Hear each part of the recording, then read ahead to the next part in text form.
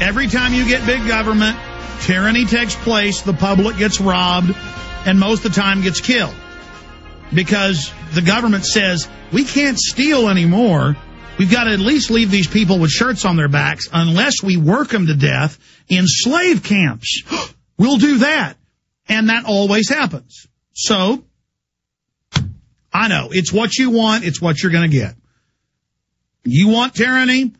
You think we can kill 1,300,000 Iraqis and get away with not being judged here?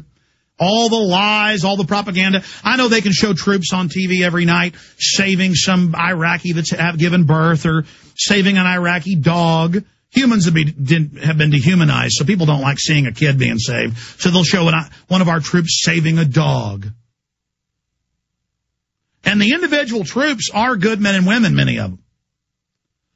But the mission was built on lies and a fraud, and Iraq is clearly worse off than it was before, and this was about oil and empire and power, just like Afghanistan is about opium.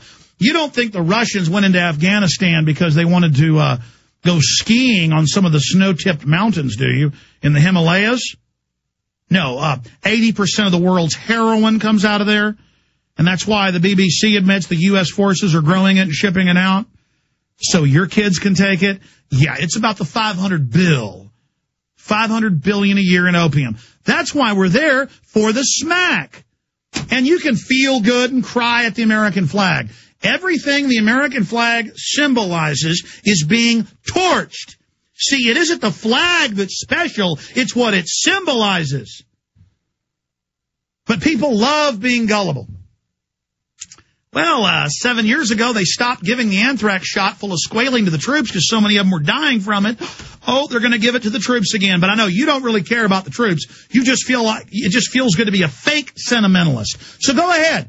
Go ahead. Tell the troops to take it. And more will die. And then you can go to your VFW hall and get drunk and talk about how you're Rambo and you're good. And then your granddaughter can die of a heroin overdose from smack that our corrupt army helped grow.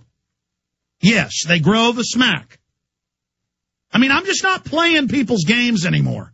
Here in Texas, around half the counties just rob people and deal drugs and do whatever they want. It's the same thing nationwide. The government's too big and it's out of control and it's corrupt. And some of you people out there won't admit how screwed up it's gotten. All right, I'm going to shut up and take calls this segment and the next. Then I'm getting into, you're not allowed to have neighbors over now without government permission. Folks, you're going to, look, tyranny works like this. It gets bad and it gets worse and it gets a little bit worse, and then suddenly the bottom falls out and you're living in communist China. But let me tell you, a lot of you are so mentally cowardly, you will rationalize this and call tyranny good because I've just got children and a wife, and I can't believe my beloved America is being turned into a complete cesspit.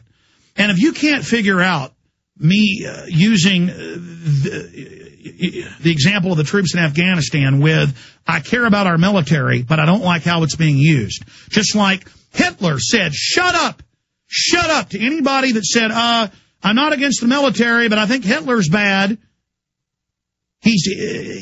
That's why you're going down, listeners. That's why, and I'm not talking about our general listeners, but new listeners that tune in every millisecond. That's why you're going to lose everything you got. Because you have this fake image in your mind of something that doesn't exist and never even existed. But it certainly doesn't exist now. See, once you've bought into the con game, a lot of people get into Ponzi schemes and scams, and once they've invested in it, the Ponzi schemer comes back and says, yeah, you can get your 100,000 back. You got to give me another 100,000. That's the only way I can get you your money back. And these people will go and get the money. Ponzi scammers show up at their favorite places at nice country clubs. You got well-to-do retirees with a few million in the bank that think they're part of the elite. They always claim they're a British Royal or a Rockefeller or a Rothschild, and they drive up in a fancy Bentley and come and kiss the old women on the hands and make them feel important and talk about an investment they've got that's so incredible, but no one can be involved in it.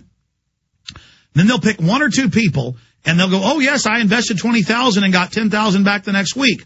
Then every old lady, it's usually women that go for the scams, That's why 80% of advertising targets women, mainline advertising. It's just easier to sell women. It's not that you're stupid, you're just more trusting. Men are just as dumbed down with stuff that targets them. They've gotten better at that. But the point is, men used to be more wily. They're actually a lot stupider in many cases now. The point is they come to them and they say, oh, yeah, you saw what Mrs. Johnson just got, $10,000 in 1 week. And so every old woman in the country club goes and shakes down their husband or shakes down their bank account, and they give the guy hundreds of thousands greedily. And he skips town.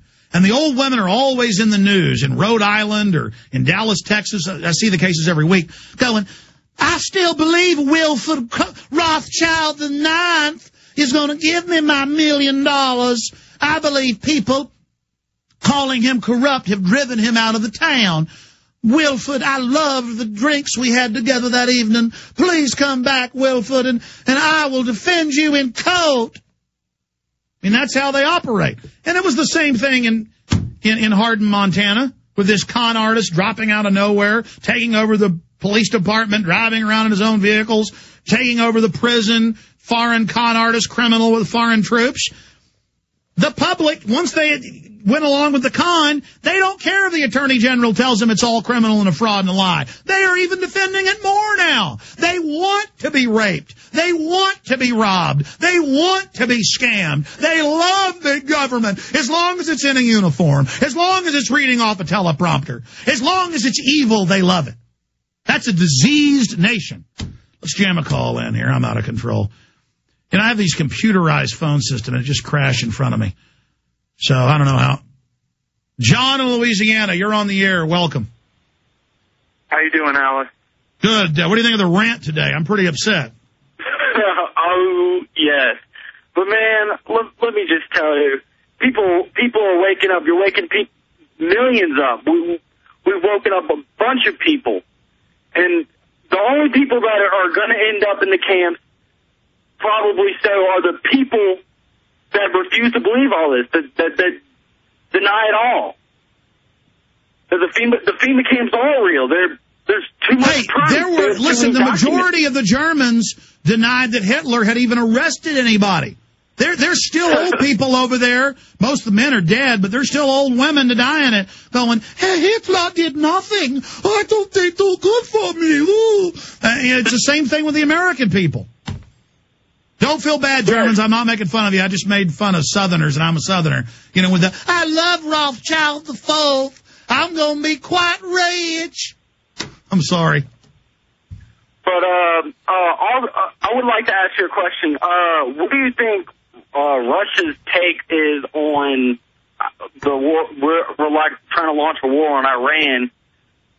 Of course, they're going to say there's Obama said he's going to pull the missile systems out, and Russia said, hell yeah, blow the hell out of Iran. Russia's corrupt. Man. Russia's just not as powerful. I would figure. Yeah, I would figure. I mean, why not? I mean, they have... Hey, think about this. Russia got the missiles. Hold on. Russia just got snuck attack last year. So Russia says, fine, you pull your troops out of Georgia, you pull them out of Poland, you stop menacing us, you can have Iran. Because what's Russia's number one export? Oil. And so they're going to make a lot of money when Israel blows the daylights out of Iran. So they're like, go ahead, blow them out of... Russia and Iran used to be enemies. Sorry, go ahead. Yes,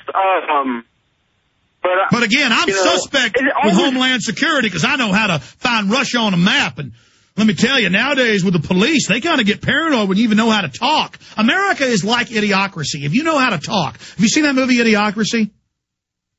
No, I haven't. It's Mike Judge. Great film. I mean, if you know how to talk now, it means you're Al-Qaeda. I mean, you should have seen the Billings, Montana people. They were on the TSA. Were literally like just walking around going, staring at, and the locals were, oh God, I'm so sorry. And they found a mascara in one lady's bag. Even under the TSA rules, it's allowed. And they griped at her, and she was, oh God, I love you. Please don't take me. I'm sorry. And the people were feeding, yes, I'm TSA. Worship me. I got power. I got some badge on. I'm God. Ha ha ha.